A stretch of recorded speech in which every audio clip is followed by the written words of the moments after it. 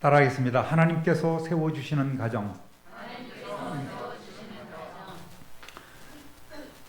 우리나라처럼 5월을 가정의 달로 선포하고 극성스럽게 가정하는 나라도 없는 것 같습니다. 그만큼 가정을 이루기도 힘들고 유지하기도 힘들고 또 복잡했다는 반증 같습니다. 달력을 보면 5월 1일은 1963년 3월 11일 노동절에서 근로의 자의 날로 제정되었다가 94년 5월 1일로 지정된 근로자의 날입니다.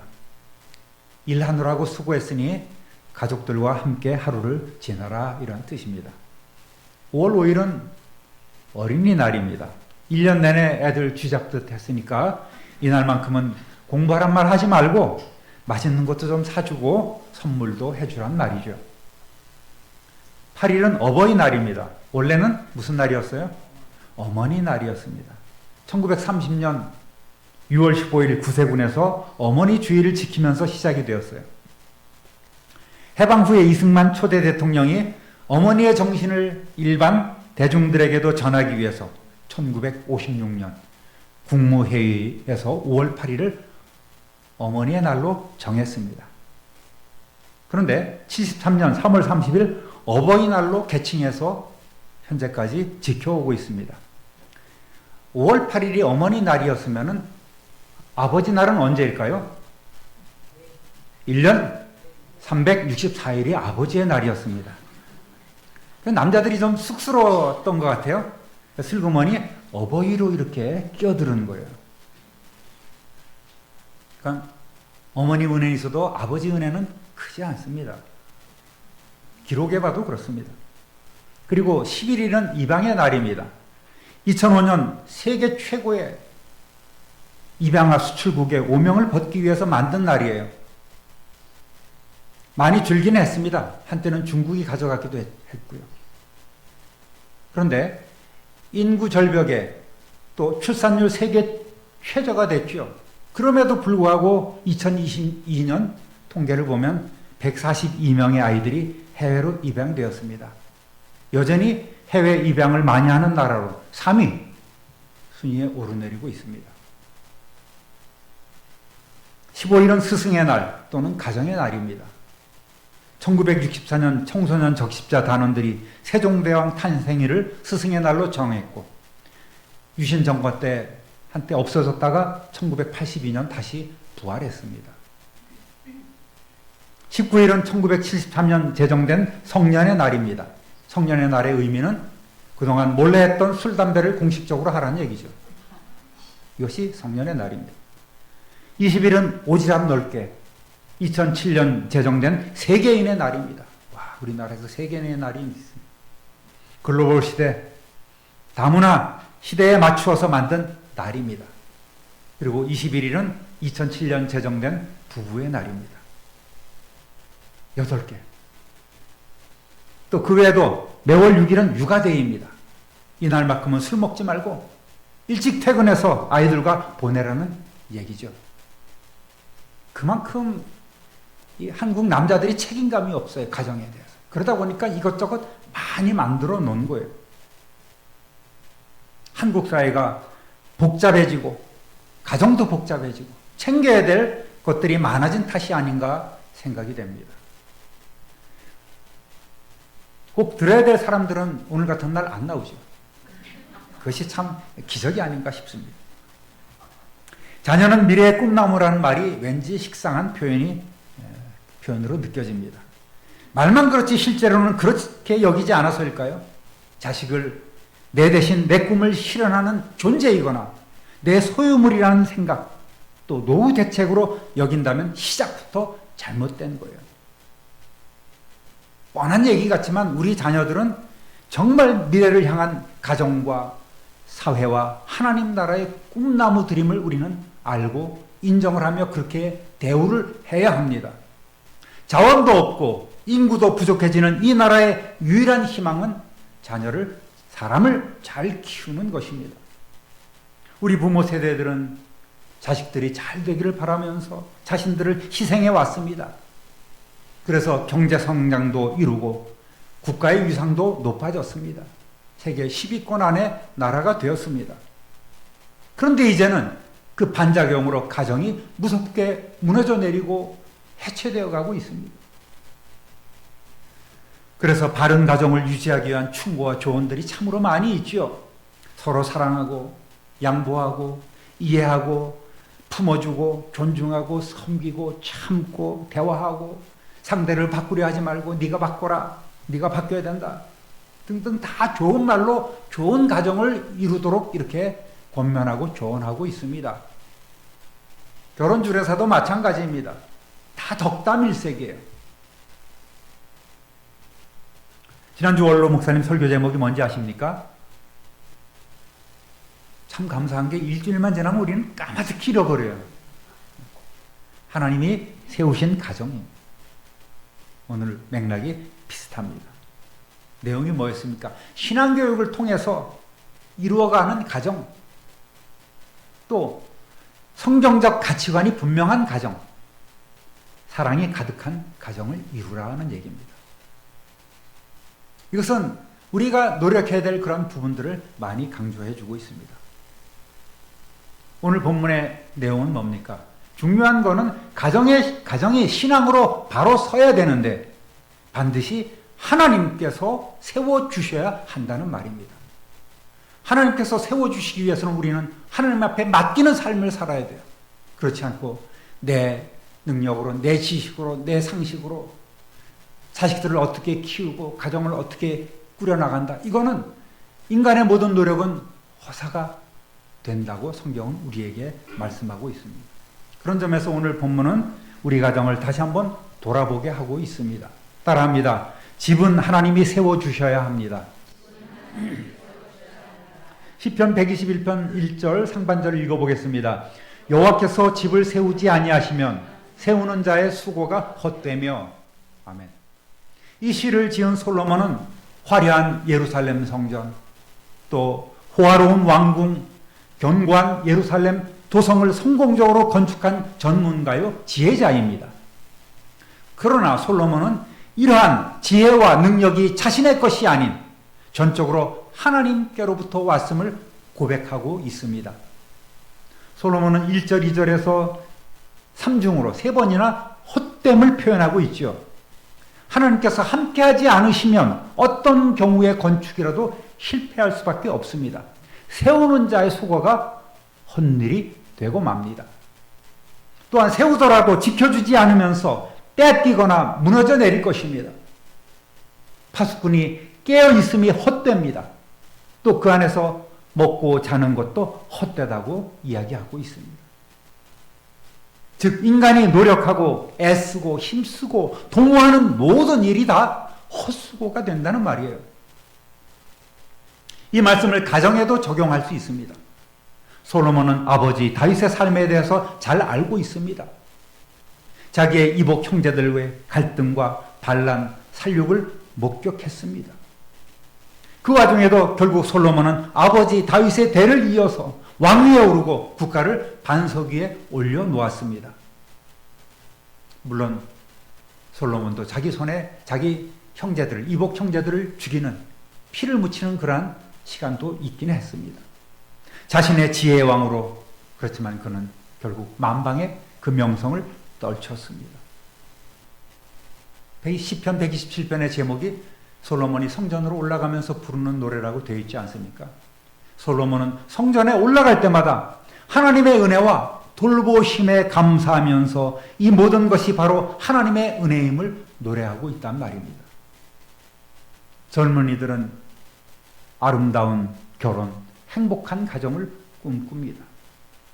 배우자의 조건은 이러해야 되고 저래야 되고 이렇게 이야기합니다. 내 스타일, 내 이상형을 말합니다. 그리고 만나고 사랑하고 가정을 꾸미려 하고 있습니다. 여러분, 성공을 위해서 필요한 것은 내 노력과 내 성실함이 아닙니다. 그거는 극히 작은 일부에 불과한 거예요. 건축자가 경험과 지식과 좋은 건축 재료를 가지고 집을 지려 할지라도 하나님께서 함께하지 않으면 다 허사가 되듯이 내가 좋은 여건과 환경에서 가정을 이루며 집을 세우려 할지라도 하나님께서 세워주지 않으시면, 하나님께서 붙잡아주지 않으시면 결코 복된 가정은 이룰 수 없고 또 그 가문이 번성할 수도 없는 것입니다. 따라합니다. 집은 하나님이 지켜주셔야 합니다. 1절 하반절 2절 읽어보겠습니다. 여호와께서 성을 지키지 아니하시면 파수꾼의 깨어있음이 헛되도다. 너희가 일찍이 일어나고 늦게 누우며 수고의 떡을 먹음이 헛되도다.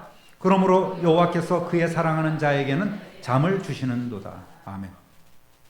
결혼하는 것도 중요하지만 가정을 지켜나가는 것이 더욱 중요해요. 가정에 불신앙의 틈이 없도록, 나태와 방종의 틈이 생기지 않도록 늘 믿음의 눈으로 둘러보아야 합니다. 가정이 바로 서야 돼요. 가장이 바로 서야 합니다. 예수님을 믿지 않아도, 교회 다니지 않아도 훌륭하게 가정을 이끄는 사람들이 세상에 많이 있지 않습니까? 그런데 믿음을 가진 우리는 그들보다 못해서야 되겠냐 말입니다. 우리는 하나님을 제대로 섬기는 가장이 되고 어른이 되어야 합니다. 그것이 부모가 되고 부모가 될 우리의 사명이요, 하나님이 기뻐하시는 일이 됩니다. 물론 세상살이 참 힘들고 벅차죠. 그렇지만 분주한 세상살이 가운데서도 하나님은 사랑하는 자에게 문제 해결과 평안을 주시겠다고 약속해 주셨습니다. 밤새 잠 못 이루고 걱정할 일이 없습니다. 믿음의 가정이라고 왜 어려움이 없겠습니까? 세상살이에 여러 가지 생각지 못한 문제들을 만나게 되는 거예요. 건강 문제, 직장, 물질, 자녀, 인간관계, 의식주 문제, 시험거리를 해결하기 위해서 백방으로 힘쓰고 애씁니다. 몸이 부서져라 일하고 있어요. 그러나 그것조차도 헛되다고 성경은 이야기하고 있습니다. 그렇지만 믿음의 가정은 전능하신 하나님께서 지켜주신다는 말입니다. 하나님께서 그 가정이라는 성을 지켜주지 않으면 우리가 암만 깨어있어서 지켜도 어느 틈에 벽이 뿡뿡 뚫리고 재산이 술술 흩어져 나가고 최고로 생각했던 그 모든 물질들이 술술 새어나가고 건강 망치게 되고 사건, 사고, 송사에 매이는 일이 수많이 정말 수도 없이 우리 삶에 닥쳐오고 우리는 힘들어질 수밖에 없는 거예요. 그렇지만 하나님을 경외하고 하나님을 사랑하면 하나님께서도 우리에게 은혜를 베풀어 주시는데 하나님께서 뭐라고 약속해 주셨습니까? 평안한 잠을 주시고 기도하고 그를 믿고 맡기면 모든 염려를 맡기면 주님께서 우리를 돌보아 주시는데 평안한 잠도 주시고 그 가운데 하나님께서 우리가 잠잘 때 밤새 일하시고 우리에게 응답해 주시겠다고 약속하셨습니다. 할렐루야! 이거를 우리가 믿고 그대로 받아들이고 실천해야 되는 거예요. 지식적으로만 알고 있으면 안 됩니다. 성경 구절이 우리 하나의 그 상식으로만 머물러서는 안 되는 거예요. 시편 128편 1절부터 4절까지 읽어보겠습니다. 여호와를 경외하며 그의 길을 걷는 자마다 복이 있도다. 네가 네 손이 수고한 대로 먹을 것이라. 네가 복되고 형통하리로다. 내 집 안방에 있는 네 아내는 결실한 포도나무 같으며 내 식탁에 둘러앉은 자식들은 어린 감람나무 같으리로다. 여호와를 경외하는 자는 이같이 복을 얻으리로다. 아멘. 부모가 하나님을 경외하며 살면 자녀들은 강력한 그 영향을 받게 되는 거예요. 부모가 기도하면 자녀들도 기도할 수밖에 없습니다. 여기에 식탁의 풍성함과 삶의 복과 형통함이 저절로 따라오게 됩니다. 그래서 가정의 화목과 번성함이 우리에게 주어집니다. 하나님을 경외하고 늘 동행하시는 저와 여러분 되시기를 우리 주님의 이름으로 축원합니다. 따라합니다. 자식은 하나님의 유산입니다. 3절부터 5절까지 읽어보겠습니다. 보라, 자식들은 여호와의 기업이요 태의 열매는 그의 상급이로다. 젊은 자의 자식은 장사의 수중의 화살 같으니 이것이 그의 화살통에 가득한 자는 복되도다. 그들이 성문에서 그들의 원수와 담판할 때에 수치를 당하지 아니하리로다. 아멘. 솔로몬은 자녀를 하나님께 받은 기업으로 표현합니다. 기업이라는, 여기서 기업은 사회 회사, 기업, 꾀할 기자를 쓴 그런 기업이 아닙니다. 더 기자를 써서 하나님께서 우리에게 주시는 유산이나 선물을 의미하고 있습니다. 하나님이 인간에게 주신 가장 큰 재산은 바로 자녀입니다. 자녀는 가정 공동체의 행복을 만들어주는 매우 중요한 역할을 하고 있습니다. 부모는 희생해 가면서도 자식에 대한 희망 때문에 꿈을 품고 살아가게 하는 힘이 되기도 하는 거예요. 참으로 신기한 것은 자식을 위해서 희생과 헌신을 하면서도 보상을 기대하는 것이 아니라 그저 자식을 위한 삶, 그 자체에 부모들은 행복을 느끼고 있습니다. 아이들이 잘 먹으면 내가 배부르고 아이들이 뛰노는 것을 보면 내가 즐겁습니다. 이것이 바로 부모의 마음이죠. 자식이 성장해가고 가정을 세우는 것을 보며 행복하고 감사한 것이 부모의 마음이고 이것이 바로 또 하나님의 뜻이 되는 줄 믿습니다. 그러나 요즘 젊은이들은 자식에게 매이기 싫다고 하면서 자식 낳기를 주저합니다. 부모들도 자식들이 의견을 존중해서 지들이 그러면 할 수 없지라고 이렇게 방관해 버립니다. 그렇지만 이것 또한 하나님의 뜻이 아닌 것이 분명합니다. 자신들만 아는 이기적인 모습이에요. 하나님이 원하시는 창조 질서는 생육하고 번성하고 땅에 충만하고 다스리는 것입니다. 이것이 하나님의 법칙이에요. 성도는 하나님이 맡겨주신 유산인 그 자녀들을 믿음으로 키워야 합니다.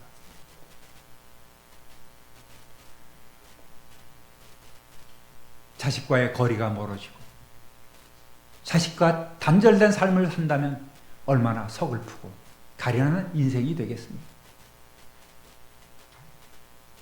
신명기 6장 6절 7절까지 읽어보겠습니다. 내가 오늘 당신들에게 명하는 이 말씀을 마음에 새기고 자녀에게 부지런히 가르치며 집에 앉아 있을 때나 길을 갈 때나 누워 있을 때나 일어나 있을 때나 언제든지 가르치십시오. 새번역 성경으로 읽어보았습니다. 성도 여러분, 자식들 앞에 그러한 부모의 권위를 갖고 있습니까? 자녀가 피하고 자녀가 싫어하는 그러한 부모, 그러한 아버지가 아닙니까? 성경으로 자녀를 양육할 때 자녀들이 아멘하고 받아들일 수 있습니까? 순종하며 따를 수 있습니까? 그런 삶을, 부끄러움 없는 삶을 여러분이 살아가고 있느냐? 이것을 우리는 점검해 봐야 합니다. 물질보다 신앙을 잘 물려주는 것이 가장 큰 유산이고 또 갈수록 꿈이 있고 더 복된 가정이 되는 길이라는 말입니다. 신앙을 바로 물려받은 가정은 결코 망하지 않습니다. 그러한 자녀는 결코 망하지 않습니다. 왜? 하나님이 늘 함께 하시기 때문입니다. 기도하는 자녀가 되었기 때문입니다.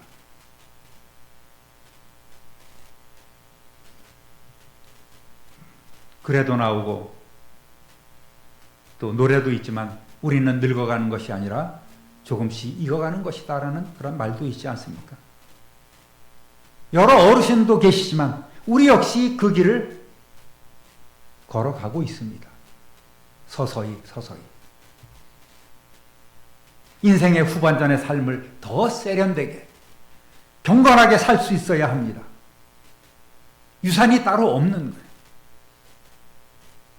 가정에 자식들에게 물려줄 가장 큰 유산은 신앙의 유산임을 우리는 알아야 합니다. 자식들이 나도 아버지처럼 돼야지, 나도 어머니의 신앙 반만이라도 따라가야지, 이보다 더 큰 유산은 없는 거예요. 뭘 물려주시겠습니까? 신앙을 물려주시기를 우리 주님의 이름으로 축원합니다. 기도하는 부모, 믿음으로 자녀를 가르치며 본이 되는 부모가 되시고 온 가족이 예수 그리스도를 만나 구원받고 화목한 가정 이루시기를 우리 구주 예수 그리스도의 이름으로 축원합니다. 축원합니다. 축원합니다. 존귀하신 하나님 아버지, 크신 사랑과 은혜를 진실로 감사하고 찬송합니다. 하나님께서 세워주지 아니하시면 우리 인간의 모든 노력과 또 애씀이 다 헛된 것임을 오늘 저희들 다시 한번 마음속에 새겨봅니다. 하나님이 세워주시는 가정, 하나님께서 지켜주시는 가정,